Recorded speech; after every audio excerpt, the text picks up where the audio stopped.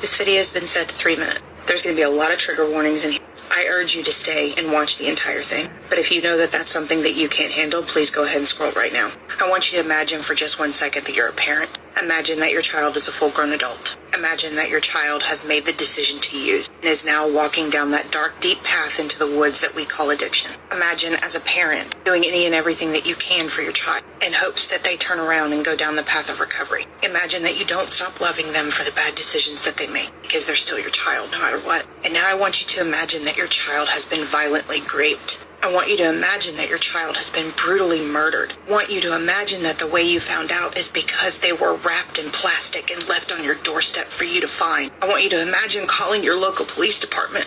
I want you to imagine that they show up at your door and they look you dead in the face and tell you that this happens all the time to Addict and that there's nothing that they can do, that they won't investigate it, that they don't have time for it because this is an everyday occurrence. Your child was violently raped and murdered, carefully wrapped in plastic and purposefully left on your doorstep for you to find.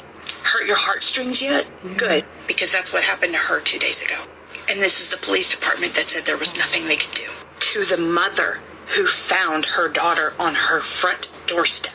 So you mean to tell me that the purposeful act, the careful planning of the discovery of that woman's body doesn't have any evidence for you to even be able to attempt to try and find out who the fuck did this, be able to go out and attempt to find anybody that may have information? I'm sorry, that doesn't sit well with me. I had a conversation with my family a couple of weeks ago where one of my family members made the comment that they don't understand why women who are SA don't come to the police and report it. And I, without hesitating one bit, in front of everybody in my family, some people who didn't even know that that had happened to me, said I didn't because I was a junkie and I didn't think anybody would listen.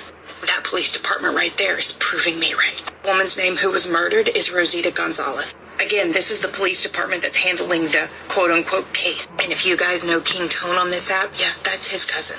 Blow that fucking police department up. Demand answers. This is somebody's child. This could be your child one day. We're not stopping until we find answers. If you made it through this entire video, thank you. Share the fuck out of it.